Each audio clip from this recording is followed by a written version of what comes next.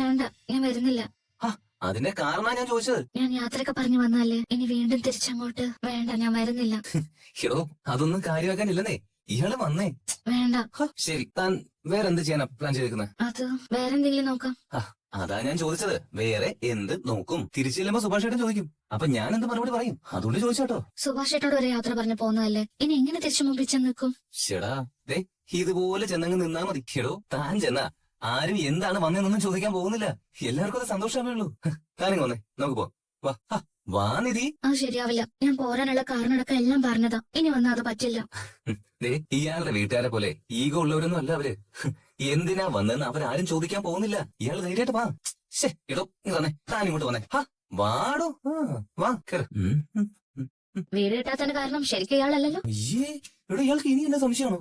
എടോ, ഒരു കാര്യം ചെയ്യാം. ഞാൻ നാളെ തന്നെ ഇയാൾക്ക് ഒരു വീട് കണ്ടുപിടിച്ച് ശരിയാക്കി തരാം. പോരെ? വേണ്ട, ഇനി ഇയാളൊന്നിനും നിൽക്കണ്ട. എന്റെ കാര്യം ഞാൻ നോക്കിക്കോളാം. ഓക്കെ, ശരി. ആദ്യം ആ ബെൽറ്റ് ഇട്. സുഭാഷേട്ടാ എക്സാം എങ്ങനെ ഉണ്ടായിരുന്നടാ? ഏട്ടത്തി ഇവിടെ. നീ എക്സാം എങ്ങനെ ഉണ്ടായിരുന്നു പറ. ആദ്യം ഞാൻ ചോദിച്ചതിന് മറുപടി പറ. ഏട്ടത്തി ഇവിടെ. അപ്പൊ ഏട്ടത്തി പോയെന്നുള്ളത് ശരിയാണല്ലേ? ഓയ്, അത് നിന്നോട് ആരോ പറഞ്ഞു? ഞാൻ എങ്ങോട്ട് പോവാൻ? അവിടെ കൊണ്ട് പോയിട്ടില്ല. അപ്പൊ ചന്തു കണ്ടതോ? ബാഗും തൂക്കി സുധീഷേട്ടൻ ഏട്ടത്തിയുടെ ഒപ്പം പോകുന്നത് ചന്തു കണ്ടതാ. ചന്തു പറഞ്ഞ ശരിയാ ചേട്ടാ. ഏട്ടത്തി ഒരു സാധനം ആ മുറിയില്ല. എങ്ങോട്ട് പോയി? വീട്ടിലേക്ക് തിരിച്ചു പോയോ? എടാ, അതങ്ങനെയല്ല. പിന്നെ എങ്ങനെയാ? രാവിലെ ഞാൻ കോളേജിലേക്ക് പോകുന്നവരെ ഒരു പ്രശ്നമില്ലായിരുന്നല്ലേ? ഞാൻ പോയ പിന്നെ എന്താ സംഭവിച്ചത്? അത് ഇവിടെ വഴക്കുണ്ടായി. അതോ അച്ഛൻ എന്തെങ്കിലും കുഴപ്പമുണ്ടാക്കി? സുഭാഷേട്ടൻ എന്താ ഒന്നും മിണ്ടാതെ നിൽക്കുന്നത്? ഇവിടെ എന്താ ഉണ്ടായെന്ന് സുഭാഷേട്ടൻ അറിയാം. അത് ഞങ്ങളോടും കൂടി പറ. ഞങ്ങൾ പറയട്ടെ. ഇവിടെ എന്തൊക്കെയോ കാര്യങ്ങൾ നടക്കുന്നുണ്ട്. അതെന്താന്ന് സുഭാഷേട്ടൻ അറിയാം. അത് ഞങ്ങളോട് പറയാണ്ടാ. കല്യാണം കഴിഞ്ഞ അന്നു മുതൽ സുധീഷേട്ടൻ കിടക്കുന്നത് ഇവിടെ ഹള്ള. എന്താ കാരണം ചോദിച്ചാ ഒരാൾക്ക് ദഹിക്കാത്ത മറുപടി. രണ്ടുപേരും പ്രേമിച്ച വിവാഹം കഴിച്ചെന്ന് പറഞ്ഞു. എന്നാൽ അതിന്റെ ഒരു ലക്ഷണമോ കാണുന്നില്ല. ഇവിടെ എന്തോ പ്രശ്നമുണ്ട്. അതറിഞ്ഞിട്ടും സുഭാഷേട്ടൻ ഒളിച്ചു വെക്കുക. അത് ശരിയല്ല സുഭാഷേട്ടാ. ഹരീഷേട്ടൻ പറഞ്ഞ ശരിയാണോ? സുഭാഷേട്ടൻ എന്തെങ്കിലും വിളിക്കുന്നുണ്ടോ? ഏട്ടത്തി വീട്ടിൽ നിന്ന് ഇറങ്ങിപ്പോയാണോ? വാ തുറന്ന് പറ സുഭാഷേട്ടാ. ഏട്ടത്തി ഇറങ്ങിപ്പോയാണോ? ഇനി തിരിച്ചു വരുമോ ഇല്ലയോ? എന്താ അതിന് മാത്രം പ്രശ്നം ഉണ്ടായത്? ചേട്ടൻ ഇങ്ങനെ മിണ്ടാതെ നിൽക്കാതെ തുറന്നു പറ. പറയ്. എന്ത് സന്തോഷത്തോടെ രാവിലെ ഇറങ്ങിപ്പോയതാ. ഉച്ചയാകുമ്പോഴേക്ക് ഇങ്ങനെ. എന്താ നമ്മുടെ വീട് ഇങ്ങനെ? നീ ഇങ്ങനെ സങ്കടപ്പെടാതെ. എന്നാ പിന്നെ കാര്യം പറ. ഏട്ടത്തി വരുമോ ഇല്ലയോ? ഞാൻ പറയാം. നോക്ക്, നീ അത് കേട്ടിട്ട് വിഷമിക്കരുത്. നമ്മുടെ സുധീഷും നിധിയും.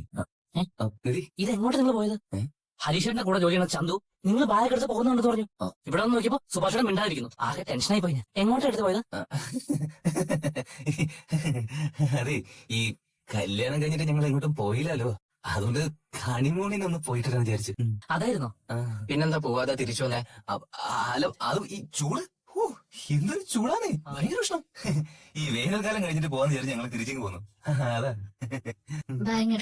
അല്ല സുഭാഷേട്ടാ, ഇവര് വരുന്നതിന് തൊട്ട് മുമ്പേ സുഭാഷേട്ടാ ഒന്ന് പറയാമെന്നില്ലേ? ഞാൻ കേട്ടിട്ട് വിഷമിക്കുന്നൊക്കെ പറഞ്ഞത് അതെന്തായിരുന്നു?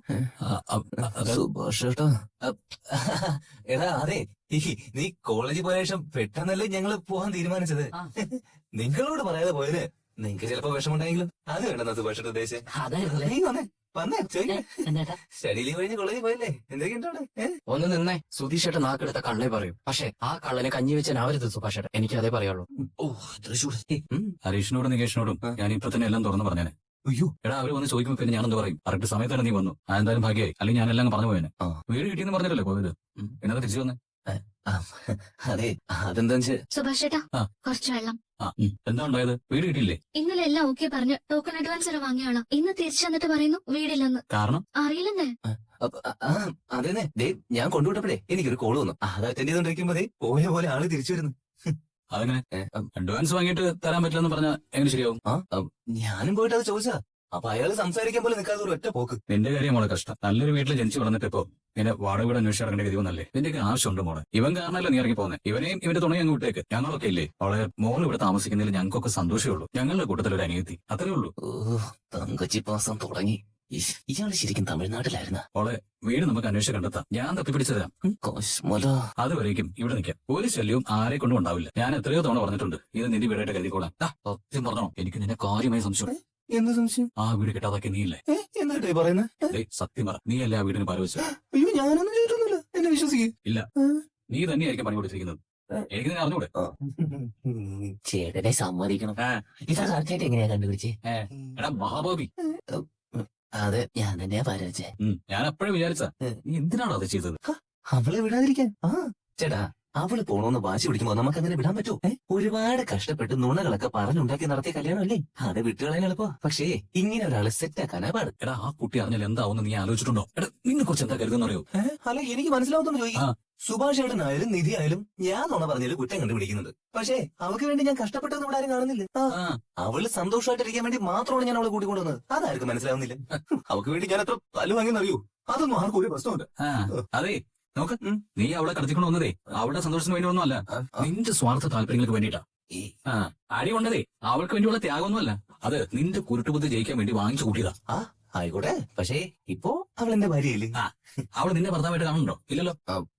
അവളിപ്പോ എങ്ങനെ വേണേലും കണ്ടോട്ടെ. അവളുടെ കഴുത്തിലുള്ളതേ ഞാൻ കെട്ടിയത് അരിയെ. ഒരു ദിവസം അവളത് മനസ്സിലാക്കി എന്നെ സ്നേഹിക്കാൻ തുടങ്ങും. നോക്കിക്കോ, അവൾ ഇനി എത്ര വീട് നോക്കിയാലും അതിനൊക്കെ ഞാൻ ഭാര്യ വേണി. എടാ നീ ചെയ്യുന്ന വലിയ തെറ്റല്ലേ? അതിന് ഞാൻ അവളൊന്നിനെ നിർബന്ധിക്കുന്നില്ലല്ലോ. തെറ്റായിട്ടൊന്നും നോക്കുന്ന പോലുമില്ല. അവളുടെ സ്നേഹത്തിന് വേണ്ടിയുള്ള കുറെ വഴികൾ ഇങ്ങനെ നോക്കുന്നു. സുഭാഷേട്ടാ, ഈ സ്നേഹമല്ല വെറുപ്പാണ് ചേട്ടാ തെറ്റ്. എടാ നീ ആ കുട്ടിയായിട്ട് നന്നായിട്ട് ജീവിക്കുന്നതിൽ എനിക്ക് എതിർപ്പോ ദേഷ്യമൊന്നുമില്ല, എനിക്ക് സന്തോഷമാണ് സത്യം. പക്ഷെ ഒന്നുണ്ട്, നീ ഇപ്പൊ ചെയ്യുന്നത് അത് സ്നേഹം നിർബന്ധമായിട്ട് വാങ്ങിക്കാൻ ശ്രമിക്കുക. അതിനുള്ള സിറ്റുവേഷനിലൂടെ അവിടെ നിന്ന് കൊണ്ടുപോയിക്കൊണ്ടിരിക്കുക. എടാ ഒരു നായ്ക്കുട്ടി സ്നേഹത്തോട് വാങ്ങി നമ്മളെ തിരിച്ച് സ്നേഹിക്കാൻ അതിനെ ശീലിപ്പിക്കുന്ന പോലെ മനുഷ്യരോട് കാണിക്കാൻ പറ്റില്ല സുധീഷേ. എടാ മനുഷ്യർ തമ്മിലുള്ള പ്രേമം അത് മനസ്സിൽ നിന്ന് ഉണ്ടാവേണ്ടതാ, അത് ശീലം കൊണ്ട് സംഭവിക്കുന്നൊന്നുമല്ല. സ്വാഭാവികമായിട്ട് നിങ്ങൾക്കുള്ളിൽ ആ സ്നേഹം ഉണ്ടായാൽ അത് നല്ലതാണെന്ന് ഞാൻ കരുതൂ. നോക്ക്, അതിനു വേണ്ടി ഞാൻ പ്രാർത്ഥിക്കും. കേട്ടല്ലോ സുഭാഷേട്ടാ? അതെ, ഈ വളരെ ചിന്തിപ്പിക്കുന്നതും മൂല്യവത്തുമായുള്ള കാര്യങ്ങളാ സുഭാഷേട്ടൻ പറഞ്ഞത്. ഇതിപ്പോ ഈ നാടകത്തിലും സീരിയലിലൊക്കെ ആണെങ്കിലേ ഇത് നല്ല കറക്റ്റ് ഡയലോഗ്സാ. പക്ഷെ ഇതേപോലെ അവളുടെ അടുത്ത് പോയി അങ്ങ് വിളമ്പിക്കരുത് കേട്ടാ. ഈ മനുഷ്യന്മാരുടെ ജീവിതം സുഭാഷേട്ടൻ വിചാരിക്കുന്ന പോലെ ഒന്നും അല്ല. ഇന്നത്തെ ചിന്താ വിഷയത്തിൽ വായിക്കുന്ന പോലെയല്ല. അതിലിത്തിരി കുതന്ത്രവും തട്ടിപ്പും പാരപടിയിലും ഒക്കെ ഉണ്ടാവും. ഞാൻ അതൊക്കെ എടുത്തൊന്ന് പയറ്റി ഒരു വിധത്തിലെ ജീവിതം അങ്ങ് സെറ്റാക്കിക്കൊണ്ടിരിക്കുക. അബദ്ധത്തി പോലും ഇടയ്ക്ക് കയറി എനിക്കിട്ട് പണിയരുത് കേട്ടാ. സുഭാഷേട്ടൻ എനിക്ക് വേണ്ടി പ്രാർത്ഥിച്ചു. കാരണം എന്റെ ഉദ്ദേശം നല്ലതാ. ഞാനായിട്ട് ഒരു തെറ്റും ചെയ്യില്ല. ബ്രാൻഡ് മാറിയിട്ടുണ്ടാവും, അതാ. പാട്ട് മാത്രല്ല കേട്ടോ, വേദിക്ക് മാറ്റം. ഇനി അകത്തായിരിക്കും പെർഫോമൻസ്. എന്നാ പിന്നെ ഞാൻ അടുക്കളയിൽ നിന്ന് ഉമ്മിയെടുത്ത് വായത്തുള്ളൂ. കൊതു തൂക്കിയെടുത്തോണ്ട് പോകാൻ നോക്കുക. ഈ കൊതുകരി കൊതുകരി ഉണ്ടോടാ? ഇല്ല. ഇല്ലേ? ഇല്ലെന്നേ. ഇവിടെ കളിക്കുന്നേ എണീക്കടാ, എണീക്കടാ. നിങ്ങൾ എന്തിനാ എന്നെ ഇവിടെ എഴുന്നേപ്പിക്കുന്നത്? ഇവിടെ കിടക്കാൻ പോകണോ? നീ എന്തിനാ ഇവിടെ കിടക്കുന്നേ? നിങ്ങളൊരു വലിയ ബംഗ്ലാവ് ഉണ്ടാക്കി AC റൂമൊക്കെ സെറ്റ് ചെയ്ത് വെച്ചിട്ടുണ്ടല്ലോ. ഇനി മുതൽ ഞാൻ അവിടെ പോയി കിടക്കാം. ഇവിടെ അരക്കാൻ കൊടുക്കാനുള്ള പ്രായമല്ല പോത്തെ. നിനക്ക് വേണമെങ്കിൽ നീ ഒരു AC റൂം ഉണ്ടാക്കണം, അല്ലാതെ ഞാനതിനുണ്ടാക്കണം. അച്ഛാ ഉറങ്ങാൻ കിടന്നവനെ വിളിച്ച് വെപ്പിച്ചിരുത്തി എന്തിനാ വഴക്കുണ്ടാക്കുന്നത്? അതന്നെ, അല്ല പിന്നെ കുടിച്ച വയറ്റിൽ കിടക്കണ്ടേ? നിന്റെ കല്യാണം കഴിഞ്ഞാലടാ നീയും അവളും ഭാര്യ ഭർത്താക്കന്മാരല്ലേ? എന്നിട്ട് എന്തിനാ ഇവിടെ കിടക്കുന്നേ? നടന്നല്ലേ അമ്പലക്കാലാണോടാ നീ? ചെന്ന് ആ മുറി കിടക്കടേ. അച്ഛൻ പോയി കിടക്കാൻ നോക്കും. ചേട്ടാ അവൻ നിന്റെ പോലെ ബ്രഹ്മചാരിയൊന്നുമല്ലേ, അവനെ കെട്ട് കഴിഞ്ഞു. ഇനി അവനകത്ത് ആ മുറി കിടന്നാ മതി. നാണം കേട്ട് ചെറുക്കൻ. എണീക്കടാ. വേണ്ടോ അല്ല അച്ഛൻ പറഞ്ഞു. നീ എന്തിനാ അനുവാദം ചോദിക്കുന്നത്? നിനക്ക് നാണം ഇവിടെ സുഭാഷേ അവനെ തടയാൻ. ഇതെന്താ പരസ്പരം നോക്കി കളിക്കുന്നു? അല്ല എല്ലായിടത്തോണ്ടും അതോടോ എടുത്തു. നീ ഫോണിൽ കളിച്ചോ. അയ്യോ വാതിലിന് വേദനയ്ക്ക് ഉറക്കെ തള്ള. അച്ഛൻ പറഞ്ഞു അകത്തൊന്ന് കിടക്കാൻ. നിങ്ങൾ ഭാര്യ ഭർത്താവൂലേ മോളെ? എന്നിട്ടാണോ രണ്ടുപേരും രണ്ടിടത്ത് കിടക്കുന്നത്? അല്ലെങ്കിൽ തന്നെ ഒരുത്തി ഓടിപ്പോയെന്നൊരു പേര് ദോഷം ഇരിക്കണം. ഇനി ഇവനോട് അത് വേണോ? കയറി പോടാ. അത് അച്ഛൻ പോയി കിടക്കാൻ നോക്കി. നീ എന്നെ കിടത്താൻ നിൽക്കണ്ട, ആദ്യം ഇവനോടെ കിടക്കുന്ന അറിയട്ടെ. കയറി പോടാ, കയറി പോടാ. നാണം. ആ കഥ അടങ്ങി. നീ എന്താണ് സുധീഷ് വിളിക്കുന്നത്? അനിയനെ കെട്ടിപ്പിടിച്ചെങ്കിൽ നിനക്ക് ഉറക്കാൻ പറ്റില്ലേ? കുശുമ്പൻ പോയി കിടക്കണ കാട്ടുപോത്തെ. നീ കഥ അടയ്ക്കടാ, അടയ്ക്കടാ. പോയി കിടന്നോ.